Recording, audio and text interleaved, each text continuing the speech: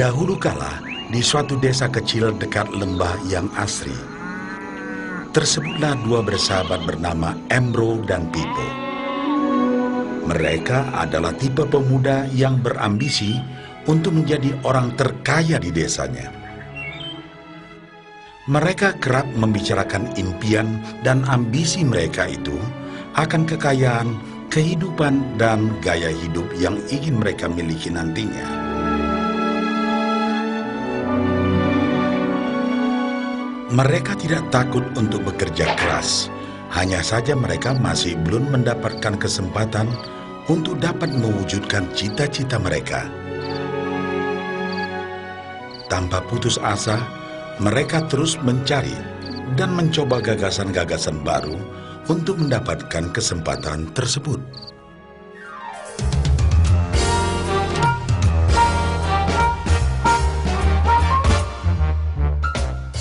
Hingga suatu hari, kesempatan itu pun datang. Desa mereka membutuhkan lebih banyak air. Oleh karena itu, kepala desa mempekerjakan Embro dan Pipo untuk mengambil air dari mata air di gunung untuk dibawa ke tempat penampungan di desa. Mereka akan dibayar sesuai dengan banyaknya air yang dapat mereka bawa. Maka mereka berdua pun menyambut dengan baik kesempatan ini. Embro dan Pipo pun segera melaksanakan pekerjaan tersebut dengan bersemangat. Setiap hari, sejak pagi hingga sore, mereka bergegas menuju mata air dengan membawa ember masing-masing. Mereka bekerja keras untuk membawa air sebanyak mungkin ke tempat penampungan air di desa.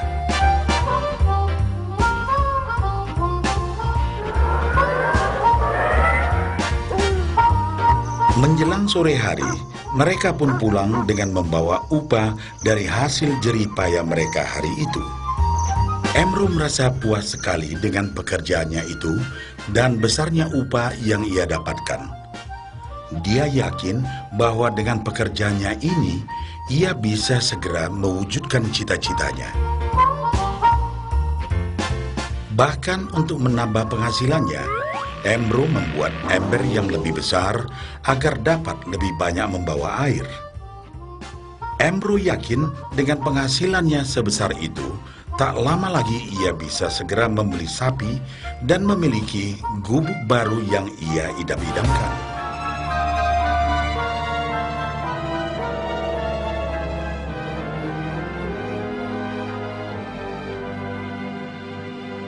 Lain halnya dengan Pipo. Dia merasa tidak nyaman dengan cara yang mereka lakukan itu. Ia mencari cara yang lebih nyaman untuk mendapatkan lebih banyak uang. Suatu hari, Pipo mendapat sebuah gagasan.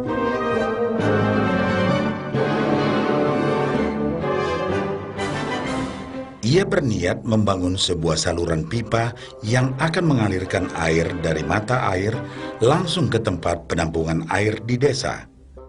Dengan saluran pipa tersebut, ia akan mendapat lebih banyak air tanpa perlu lagi membawa ember ke mata air. Ia sangat antusias dengan gagasannya ini. Pipo pun mulai menceritakan gagasannya ini kepada Embro dan mengajaknya bekerja sama. Tetapi Embro tidak sependapat. Ia bahkan mentertawakan gagasan Pipo tersebut karena merasa dirinya mampu mendapatkan lebih banyak uang. Embro pun lebih sering lagi mengambil air dengan ember dan bahkan menggunakan ember yang lebih besar agar dapat membawa lebih banyak air ke desanya. Dengan cara ini, Embro yakin penghasilannya akan meningkat.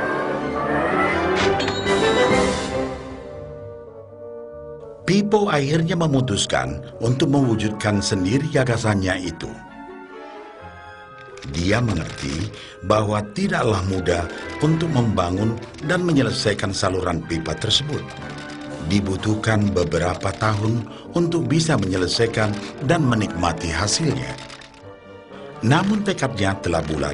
Ia pun tetap bekerja mengangkat air dengan ember setiap hari seperti biasa. Tetapi di akhir minggu dan setiap ada waktu luang, Pipo bekerja keras menggali tanah yang banyak berbatu untuk membangun saluran pipanya. Pada bulan-bulan pertama, hasilnya hampir tidak kelihatan. Orang-orang desa mulai banyak mentertawakan dan mencemooh Pipo. Mereka menjulukinya Pipo si manusia saluran pipa.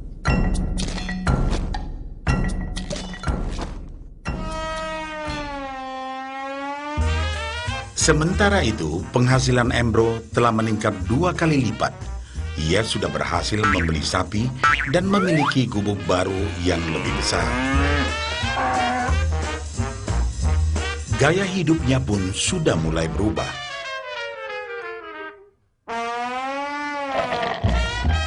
Ia sering menghabiskan waktu sepulang kerja di bar, menikmati hasil jerih payahnya mengangkat ember. Namun, tanpa disadari, badan Embro kini mulai jadi bungkuk karena begitu beratnya ia harus mengangkat ember besar setiap hari. Raut mukanya pun terlihat kelelahan.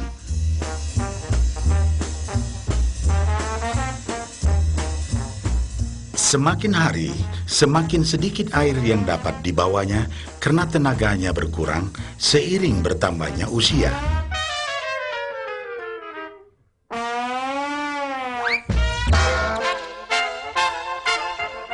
Bulan berganti bulan, tahun berganti tahun. Dan akhirnya, Pipo berhasil menyelesaikan saluran pipanya.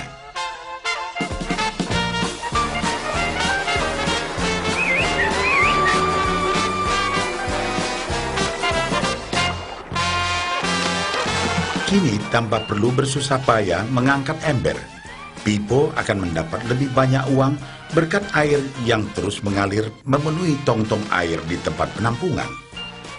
Air terus mengalir tanpa henti, bahkan saat ia tidur, makan, ataupun saat pergi berlibur. Pipo pun puas dan bangga. Berkat tekad dan kerja keras, kini penghasilannya pun mengalir tiada henti, seiring aliran air di saluran pipanya.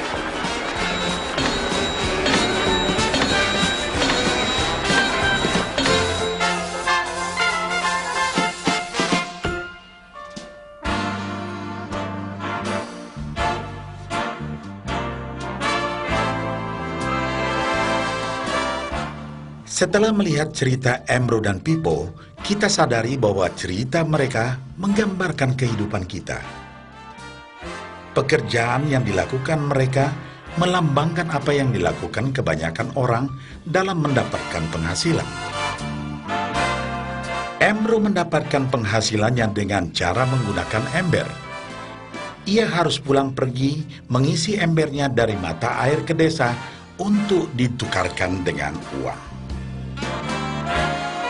Untuk meningkatkan penghasilan, yang dilakukan Embro adalah dengan cara lebih rajin pergi ke mata air dan juga memperbesar ukuran embernya. Dalam kehidupan yang nyata, sangatlah normal kalau kita ingin meningkatkan penghasilan, kita harus bekerja lebih keras. Misalnya, dengan bekerja lembur atau mungkin mendapatkan pekerjaan tambahan. Kita juga dapat memperbesar ember kita, yaitu dengan menerima posisi pekerjaan yang lebih tinggi. Sebagian besar dari kita menukarkan waktu kita untuk mendapatkan uang. Seperti juga Embro, kita pun memiliki waktu yang terbatas untuk dibarterkan menjadi uang. Dan kita tahu, setiap orang hanya memiliki 24 jam per hari, dan tidaklah mungkin kalau kita membarterkan seluruh waktu kita untuk bekerja. Dan yang lebih sulit lagi, yaitu jika kita tak mampu lagi membarter waktu kita, karena alasan usia, kesehatan, ataupun alasan lainnya, sehingga penghasilan kita terhenti sama sekali. Tetapi coba perhatikan apa yang dilakukan Pipo. Secara bijaksana, Pipo tidak membarterkan seluruh waktunya hanya untuk mendapatkan penghasilan yang terbatas. Tetapi dia menggunakan sebagian waktu yang dimilikinya untuk membangun saluran pipa, karena dia tahu bahwa saluran pipa ini akan mendatangkan penghasilan yang berkesinambungan tanpa dia harus membarterkan seluruh waktunya. Dia tahu bahwa suatu hari nanti, mungkin karena alasan usia atau kesehatan, dia akan tidak dapat lagi membarterkan waktunya dengan uang. Setelah ia mampu mewujudkan gagasan saluran pipanya itu, dia hanya perlu bekerja keras sekali saja untuk membangun saluran pipa. Setelah saluran pipa selesai, maka penghasilan akan terus mengalir bagi Pipo. Pipo telah menunjukkan kepada kita bahwa untuk mendapatkan penghasilan, kita tidak selalu harus dengan cara barter waktu dengan uang. Ada cara lain yang lebih baik. Bagaimana dengan Anda?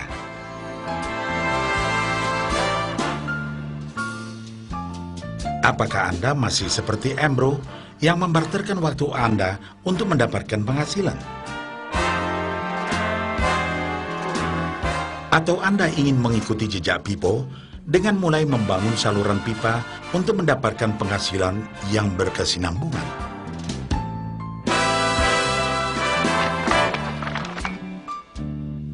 Jika Anda tertarik dengan gagasan saluran pipa, hubungi orang yang meminjamkan VCD ini agar Anda dapat segera mulai membangun saluran pipa penghasilan Anda saat ini juga.